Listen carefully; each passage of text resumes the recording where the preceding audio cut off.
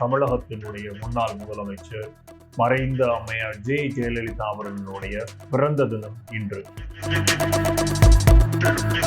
We Shanmugam அவர்கள் ஒரு பொதுக்கூட்ட மேடையில ரொம்ப அநாகரிகமான வார்த்தைகளை தமிழகத்தில் இருக்கக்கூடிய பெண்களை நோக்கி உதிர்த்திருக்கிறார்.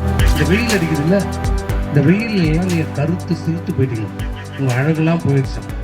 அதனால நீங்க என்ன பண்ணணும், இந்த 2000 ரூபாய் எடுத்துட்டு நீ கொடைக்கானல் ஊட்டிக்கு போய் 10 நாள் தங்கி குழு குழு குழு குழுன்னு இருக்கணுமா. பாரதிய ஜனதா கட்சியினுடைய ஒட்டுமொத்த மகளிர் அமைப்புகளும் ஏன் வாய் மூடி மௌனமாக இருக்கிறது? இன்றைய அதே நாள்ல திரு எடப்பாடி பழனிசாமி அவர்கள் கருணை தொகையாக 10,000 ரூபாயை அறிவிக்கிறார். அனைத்து அண்ணா திராவிட முன்னேற்ற கழக ஆட்சி அமைந்தவுடன் ஒவ்வொரு குடும்பத்திற்கும் கருணை தொகையாக 10,000 ரூபாய் வழங்கப்படும். Powering enterprise networks and data centers. Design, deploy, secure, manage. Cavio, your infrastructure partner. Visit our website. Contact Cavio today.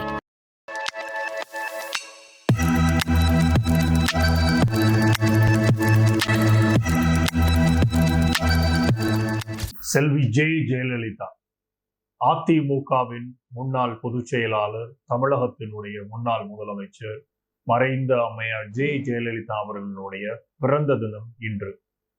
அதே அவர் பிறந்த தினத்தன்றே அவர் வளர்த்தெடுத்த அந்த கட்சி ஒரு எஃகு கோட்டையாகவே அந்த கட்சியை நான் வளர்த்தெடுத்தேன் அப்படிங்கிறத செல்வி ஜெயலலிதா அவர்கள் எல்லா பொதுக்கூட்ட மேடைகள்லையும் ரொம்ப பெருமிதத்தோட சொல்றதை நம்ம பார்த்திருக்கோம். இன்றைக்கு அவர் வளர்த்தெடுத்த அந்த கட்சியினுடைய ஒரு முன்னாள் அமைச்சர் திரு வி சண்முகம் அவர்கள் ஒரு பொதுக்கூட்ட மேடையில ரொம்ப அநாகரிகமான வார்த்தைகளை தமிழகத்தில் இருக்கக்கூடிய பெண்களை நோக்கி உதிர்த்திருக்கிறார். அந்த வார்த்தையை நான் வாயால் உச்சரிப்பதை விட நீங்க பார்த்துட்டு வந்தீங்கன்னா கரெக்டா இருக்கும். அந்த வீடியோவை பாருங்க. இந்த வெயில் அடிக்குது இல்ல, இந்த வெயில்லாம் நீங்க கருத்து சிரித்து போயிட்டீங்க, உங்க அழகெல்லாம் போயிடுச்சு. அதனால நீங்க என்ன பண்ணணும், இந்த 2000 ரூபாய் எடுத்துட்டு நீ உங்க வீட்டுக்காரு, உங்க பிள்ளைங்க, மாமனாரு, மாமியாரு, சக்கால்த்தி, ஓரத்தி, அப்புறம் உங்க வீட்டுக்காருக்கு யாராவது குடும்பம் வந்தோன்னா அதையும் கூட்டுக்கிட்டு எது அதை தனியாக வர சொல்லுவார். அவர் தனியாக விட்டுருவாரா, அவர் தனியாக ஒரு பஸ்ஸில் வர சொல்லுவார். எல்லாரையும் கூட்டுட்டு இந்த 2000 ரூபாய் நீ கொடைக்கானல் ஊட்டிக்கு போய் 10 நாள் தங்கி குழு குழு குழு குழுன்னு இருக்கணுமா. எது 2000 ரூபாய் கோடைக்காலம் அப்புறம் 2000 ரூபாய் விழுப்புரத்துக்கு போய் வர முடியும் 2000 ரூபாய் வச்சு. வீடியோவை பார்த்திருப்பீங்கன்னு நினைக்கிறேன். தமிழக அரசாங்கம் வழங்கக்கூடிய தமிழகத்தின் மகளிர்களுக்கான உரிமை தொகையாக அறிவிக்கப்பட்டு கிட்டத்தட்ட 1.31 கோடி மக்களுக்கு, மகளிருக்கு தமிழகத்துல இந்த உரிமை தொகை வழங்கப்பட்டு வந்திருக்கிறது. செப்டம்பர் 2023 ஆரம்பித்து கிட்டத்தட்ட 2.5-3 ஆண்டுகாலமாக நிறைவு பெற்றிருக்கிறது இந்த திட்டம்.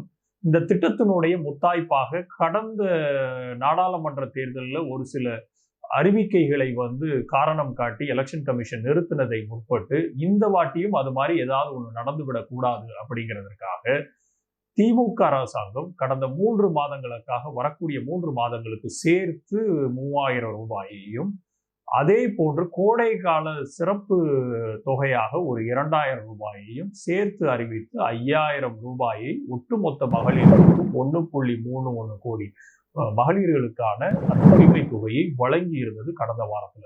அந்த உரிமை தொகையை கையில் எடுத்துக்கொண்டு திரு வி சண்முகம் அவர்கள் மிகப்பெரிய ஒரு கொச்சையான வார்த்தைகளில் 1,31,00,000 மகளிர்களும் இந்த தமிழகத்தில் அவர்களுடைய கணவன்மார்களோட சேர்ந்து கொடைக்கானலுக்கு போங்க, அதுக்கு போங்க, இதுக்கு போங்க, எல்லாத்தையும் தூர விட்டுட்டு குழு குழுன்னு போயிருங்க, அதெல்லாம் சொல்றதை காட்டிலும் அந்த மகளிர்களுக்கு இருக்கக்கூடிய கணவன்மார்கள் அத்தனை பேரும் அவர்களுக்கான சைடுகளை கூட்டு வருவாங்க, கீப்புகளை கூட்டு வருவாங்க. எவ்வளவு பெரிய ஒரு அநாகரிகமான கொச்சையான வார்த்தைகள்.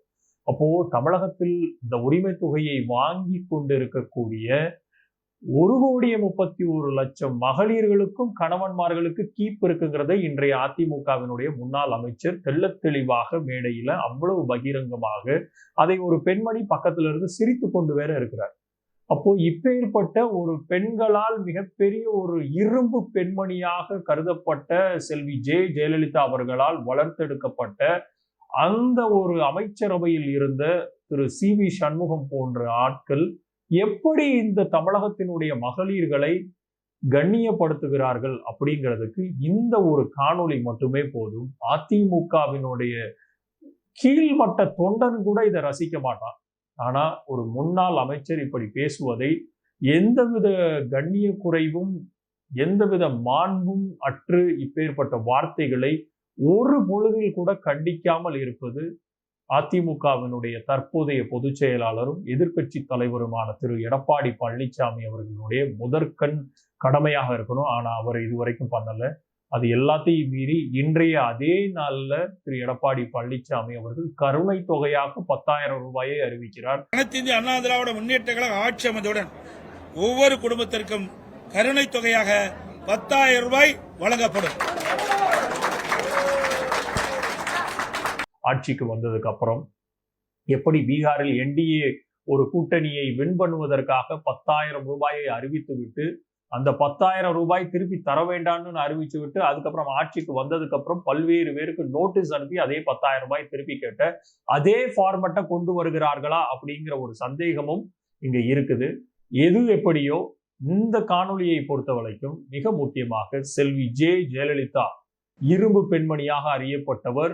இரும்பு பெண்மணியை காட்டிலும் அவர் எஃகு கோட்டையாக அதிமுகவை வளர்த்தெடுத்தேன் அப்படின்னு மிகப்பெரிய ஒரு பெருமிதத்தோடு ஒவ்வொரு பொதுக்கூட்ட மேடைகளிலும் கூறிக்கொண்டிருந்த அதே செல்வி ஜெயலலிதா அவர்களுடைய அமைச்சரவையில் அவர் வளர்த்தெடுத்த அதிமுகவினுடைய முன்னாள் அமைச்சர் ஒருத்தர் இப்படி தமிழக மகளிரை மிக மிக மிக அருவருக்கத்தக்க இப்பேற்பட்ட மொழியில் பேசியதை வன்மையாக கண்டிக்க வேண்டியது தமிழ் சமூகத்தினுடைய தலையாய கடமை. இதை உடனடியாக அவர் திரும்ப பெற்றுக்கொண்டு உடனடியாக தமிழக மகளிரிடம் உரிமை தொகையாக தமிழக அரசாங்கம் அவர்களுக்கு உரிமையாக கொடுக்கக்கூடிய அந்த தொகையை வைத்து இப்பேற்பட்ட ஒரு அசிங்கமான அநாகரிகமான பேச்சை முன்னெடுத்து ஒட்டுமொத்த தமிழக மகளிரையும் கொச்சைப்படுத்திய இந்த ஒரு விஷயத்தை அவர் உடனடியாக திரும்ப பெற்று பகிரங்கமாக மன்னிப்பு கேட்க வேண்டியது காலத்தினுடைய தேவையாக இருக்கிறது அப்படிங்கிறது நம்மை போன்றவர்களுடைய ஒரு தனிப்பட்ட பார்வை.